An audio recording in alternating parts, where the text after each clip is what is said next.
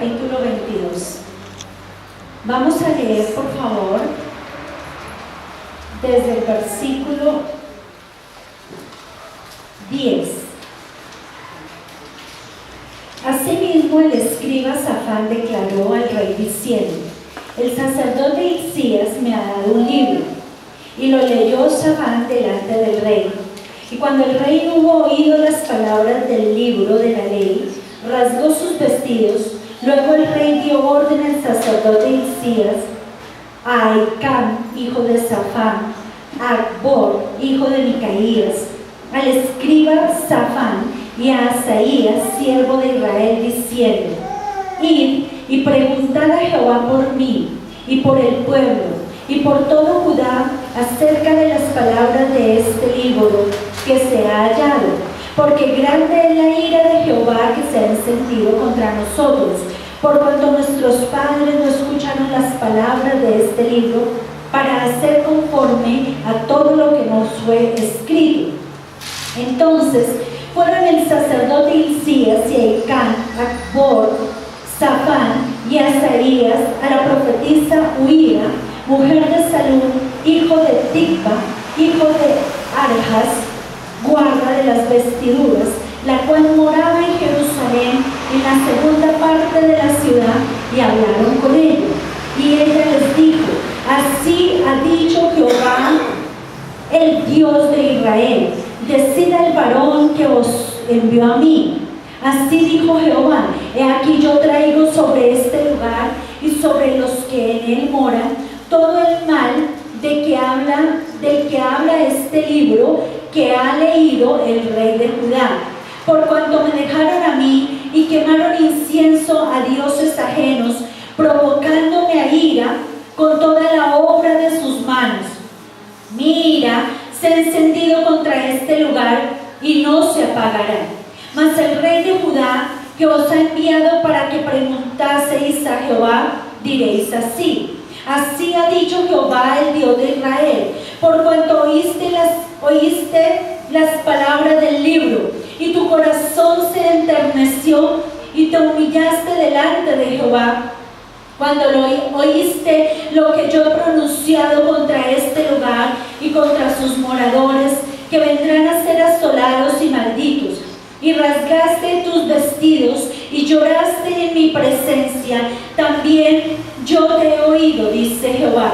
Por tanto, he aquí yo te recogeré con tus padres y serás llevado a tu sepulcro en paz, y no verán tus ojos todo el mal que yo traigo sobre este lugar. Y ellos dieron al rey la respuesta. Gloria a Dios por esta palabra. Amados hermanos, quiero compartir hoy con ustedes un mensaje muy especial acerca de todo lo que Dios ha venido hablando en este último tiempo, el cumplimiento del destino profético que Dios tiene para cada uno de nosotros. Quiero hablar en esta mañana acerca de la manera o la forma como Dios muchas veces o en muchas oportunidades anuncia algo que va a acontecer, algo que va a ocurrir, y que normalmente nosotros no sabemos escuchar con atención, no escuchamos con la atención necesaria y suficiente, o muchas veces descuidamos esa voz de Dios, lo que Dios dice a su iglesia. Estos son tiempos en que Dios ha hablado de muchas maneras. No solamente en la antigüedad Dios habló a través de todos los profetas. Dios a través de Isaías, Jeremías, Ezequiel, Daniel, Oseas, Ageo y muchos profetas más, anunció al pueblo muchas cosas que habrían de venir. Muchos escucharon el mensaje de Dios y otros no escucharon lo que Dios quería decir y quería anunciar. Como en este tiempo Dios ha hablado un mensaje, Dios ha dicho en los últimos tiempos que quiere traer el cumplimiento de sus diseños. Para que Dios traiga el cumplimiento de sus diseños tiene que haber primero una revelación de sus diseños. Dios no puede cumplir en la vida de alguien algo que ni siquiera esa persona está interesada en recibir por cuanto no lo conoce. Hay quienes están dispuestos, interesados a recibir lo que Dios tiene para darles. Hay quienes están interesados en recibir, atender, escuchar la voz de Dios. Hay quienes están interesados en escuchar en este tiempo y en preguntarse qué es lo que Dios tiene para nosotros, qué Dios tiene para este tiempo, qué es lo que Dios tiene para el 2016, qué tiene conmigo, qué tiene con mi vida, qué tiene con mi familia, qué tiene con mi país. Pero hay personas también dentro del pueblo de Dios que no les interesa nada.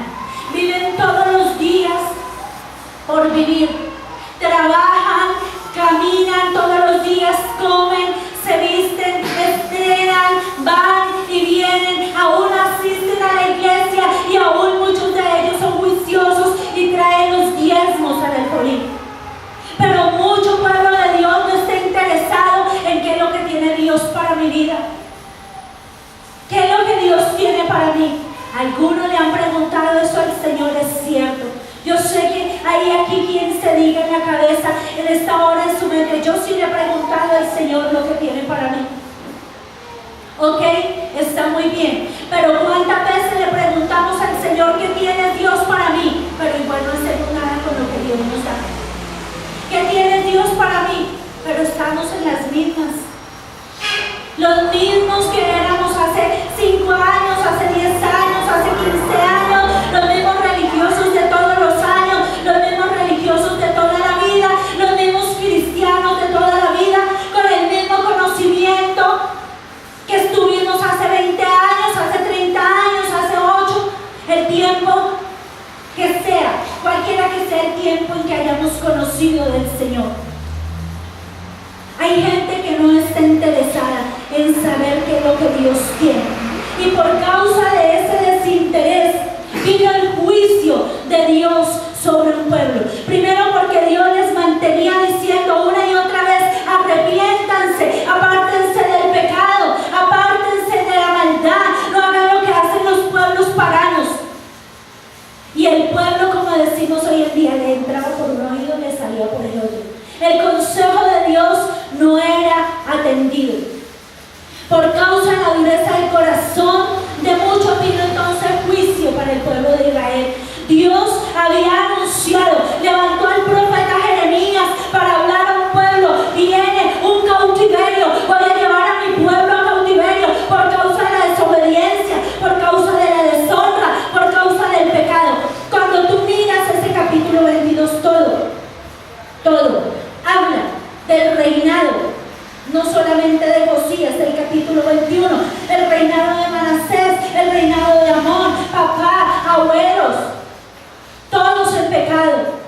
¿Cómo estuvieron nuestros padres? Tal vez.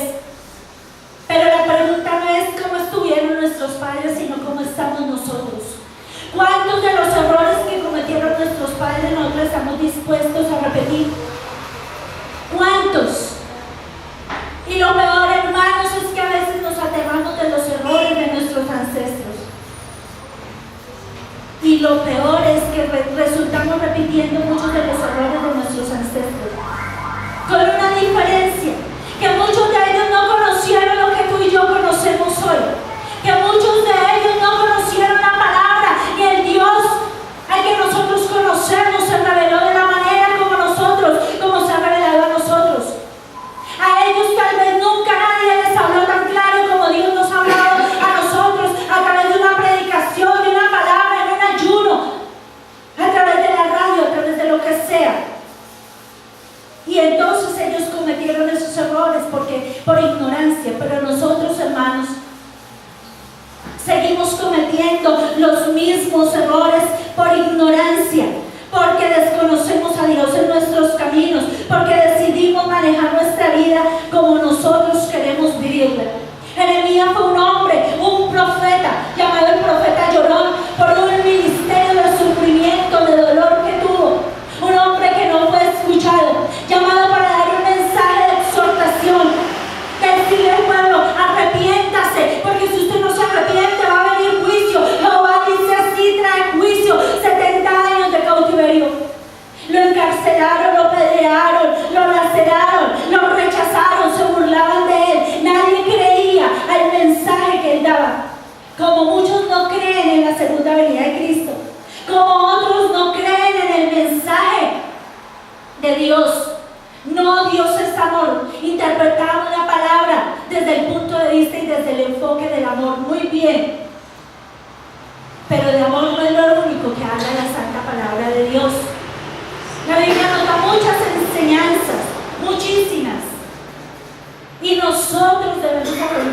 las enseñanzas de las Santas Escrituras, no solamente las de amor. ¿Cuántos saben que eso es verdad? Amén. Que no solamente podemos recibir los mensajes de amor, sino todo tipo de mensajes. Entonces, ¿para qué era el mensaje que Dios daba a través de Jeremías? Para que la gente se moviera al arrepentimiento. ¿Para qué es el mensaje que Dios tiene en el día de hoy para su pueblo? Para que se mueva al arrepentimiento, para que el pueblo no siga cometiendo errores. La iglesia está en cautiverio. No, yo soy libre. Eso es verdad para unos pocos. Déjeme ponérselo de esta manera. Si usted no es una persona completamente feliz, hay algo que está pasando en su vida y probablemente vaya un cautiverio en su vida. Si tiene un familiar al que ama y no está convertido, entonces usted no está en libertad. Si su economía no es fructífera y si usted no vive una bendición, una economía del reino, entonces usted está en cautividad. Si usted tiene un problema con la mentira o con la pereza o con la negligencia o le cuesta seguir al Señor, usted no está en libertad. Si usted no está viviendo el ministerio como Dios lo llamó, usted no está en libertad. Entonces no hablemos de libertad. No hablemos de libertad cuando realmente no lo estamos. Pero es que yo estoy bien. Decía en estos días un siervo de Dios, un pastor: la iglesia no está en buenas condiciones. Muchos se desaparecen al final del año, fallan 2, 3, 4 domingos y luego vienen a hacerle creer al pastor que está bien. No, si yo no estoy separada de Dios, yo no estoy lejos de Dios. Está equivocado, pastor, está equivocada, pastora. Yo estoy tomado de la mano de Dios porque yo veo enlace o porque alguien me mandó un mensaje y una imagen bonita. Error. No me digas que estás pegado de Dios cuando vayas a los cultos. No nos engañemos, no estamos pegados. Eso no tiene que ver nada con estar pegado de Dios. No nos engañemos. Si yo soy una persona que priorizo el trabajo, no estoy pegada de la mano de Dios. No estoy pegada de la mano de Dios cuando hay muchas cosas que coloco por encima de Dios. Cuando yo dejo de venir al culto por estar trabajando y eso se repite de continuo, yo no estoy tan pegada de la mano de Dios como aparento estar o como digo estar. Y nos molestamos por eso. Nos molestamos porque el pastor lo dice, porque la pastora lo predica. Pero es mi deber, amada iglesia, decirlo. Hay un cautiverio posiblemente en tu vida.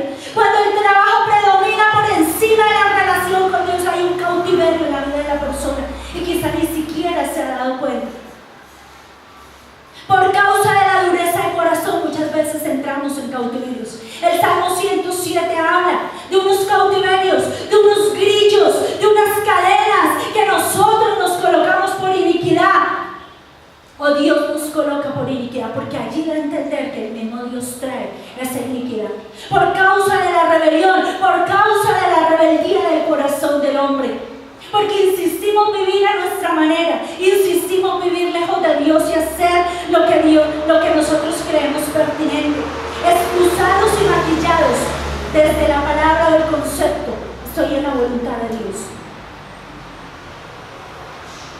Porque todos manejamos ese concepto: yo estoy en la voluntad de Dios, yo vivo en la voluntad de Dios. Hay quienes dicen: algo estaré haciendo bien desde que Dios me prospera tanto. Es que me bendijo, es que tengo tantos millones en el banco, es que me aparejó esto, es que trabajé y me gané esto. Yo te puedo mostrar por la palabra y te puedo mostrar aquí en la tierra mucha gente millonaria que no está en la voluntad de Dios y que tiene plata y tiene dinero y aparentemente le va bien y gana millonadas mensualmente. Y no están en la voluntad de Dios y no están viviendo en la voluntad de Dios. Entonces, el que me vaya bien o el que Dios permita algo en mi vida no significa que yo esté caminando en la voluntad de Dios. Jeremías trajo un mensaje para el pueblo.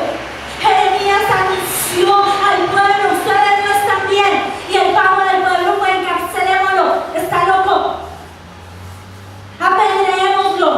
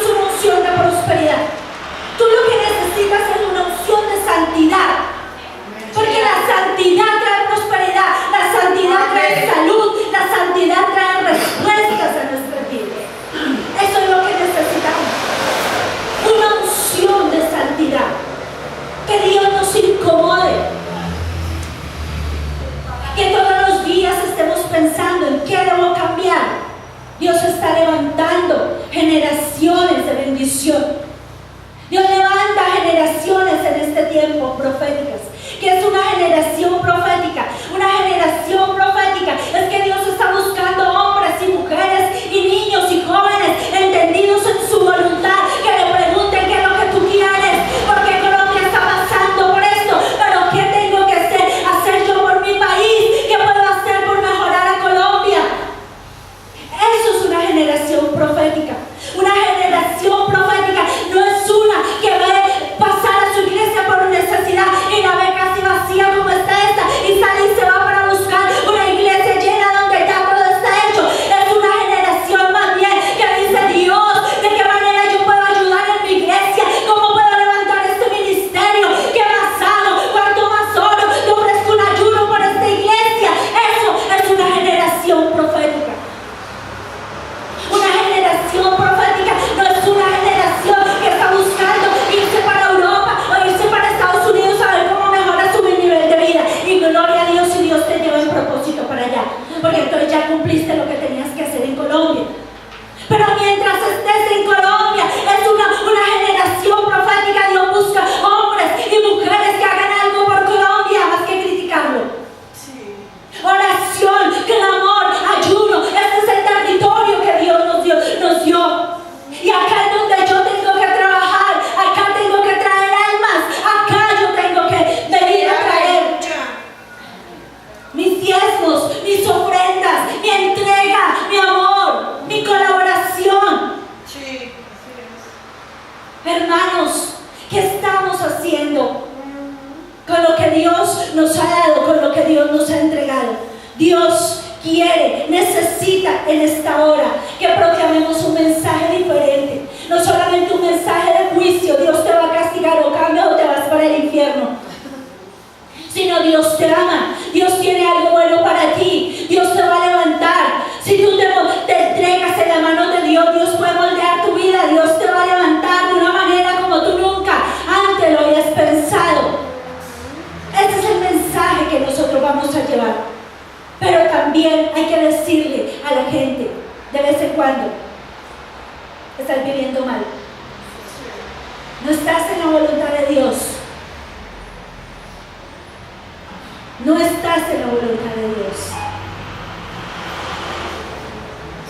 Muchas veces hay que decir, muchas veces debemos ser o podemos ser esa boca de Dios para hablar a las personas. ¿Ustedes qué creen que pasó con Jeremías? Se escondió porque como Dios le mandaba un mensaje duro, la gente no creía. Entonces se escondió. ¿Sabes cómo es llamado Jeremías? Muro de bronce, muro fortificado, porque tenía que ser una persona fuerte. No tanto fuerte para dar un mensaje de pecadores, ramera, generación de la ramera, conviértete. No, porque hay iglesias que predican así, ¿no? No andes diciéndole por allá a la gente, a todo el mundo ramera, ni Babilonia, apártate, no. Mensaje fuerte, o sea, el mensaje de Dios, el mensaje directo de Dios para tu vida. Saben, a mí me aterra cuando la gente dice que mi mensaje es fuerte. ¿A usted le parece mi mensaje fuerte? Dígame la verdad. Sí, pero con verdad. Sí, pero con verdad. ¿Sí? Ok, hay alguien que dice que si a ustedes, a los de allí les parece mi mensaje fuerte. En veces hay que ser fuerte con lo que es pecado. Ok, ¿a usted le parece mi mensaje fuerte? Sí. ¿No? ¿No? ¿A usted? Ok, ¿a usted le parece mi mensaje fuerte? Ok. ¿Sabe a quién no le parece el mensaje fuerte? A alguien que entiende que viene de Dios. ¿Sabe a quién le parece fuerte? A alguien que le toca ese mensaje y que le mueve, que le escoce. A ese es el que le parece el mensaje fuerte. A ese. Perdóneme que le diga, pero es así. Si a usted le parece que hay un mensaje fuerte es porque usted está mal y entonces ese mensaje le incomoda. Sí, así es. Pero si usted está caminando en Dios, usted sabe que lo que estamos diciendo es palabra de Dios. Amén, amén. Si alguien acá se le dice y sale pensando, oiga, yo no estoy trabajando como debía estar trabajando en el ministerio, porque está mal, viejo. Está mal, no está trabajando como Dios lo llamó a que trabajara. Entonces, ¿cuál mensaje fuerte? Si Dios le está diciendo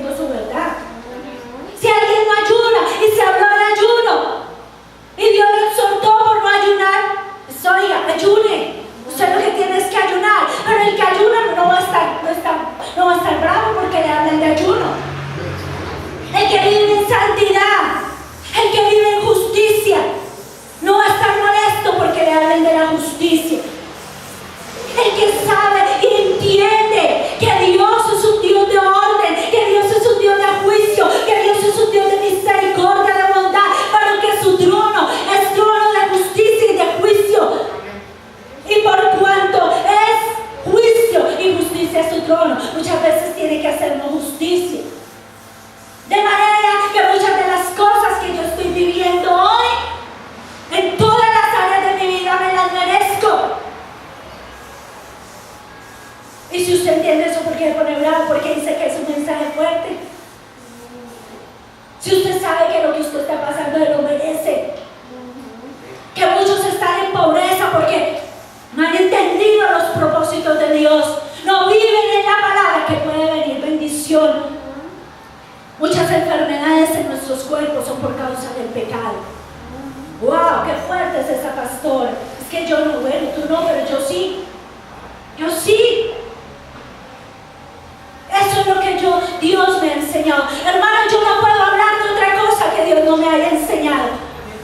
Yo no puedo hablar de otra cosa que yo no haya experimentado. Pero entonces dejaría de ser ministro de Dios. Porque es que la palabra primero baja por mí para poder pasar a ustedes. ¿Sí lo estoy haciendo entender? Tengo que vivirla, tengo que experimentar. Entonces yo le hablo a usted lo que yo he aprendido en mi vida. Usted jamás, acá hay gente que lleva 8 años conmigo, hay gente que lleva 6, 4, pero acá jamás ninguno de ustedes puede decir, la pastora, ella se ha parado y decir que ella gusta a otros pecadores. Jamás.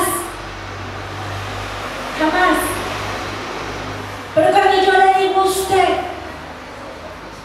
vístase con decoro, es porque yo me he visto con decoro, si no, no le diría, vístase con decoro. Si yo digo diezmo es porque yo diezmo. Si yo le digo tengo un corazón generoso es porque eso le pido a Dios que me dé un corazón generoso. Si yo le digo no critique a los siervos de Dios es porque ustedes no me están viendo criticar a los siervos de Dios. Si yo le digo no me traiga chisme es porque usted no, de ninguno de ustedes le estoy llamando para hablarle del otro, para mirar a contarle lo que pasó con él. Nada. Es que la palabra es para vivirla. Dile el que está a tu lado, la palabra es para vivirla. La palabra es para vivirla. Para eso es la palabra. Y esa fue la palabra que Dios nos dio a través de Ezequiel. Ezequiel fue otro. Los primeros 35 capítulos de Ezequiel hablan de lo mismo que Dios habló a través de Jeremías. Venía el juicio inminente de Dios y vino. Jeremías lo profetizaba, iba a venir. Ezequiel dijo vino, porque Dios no miente. Dios iba a traer juicio y lo cumplió.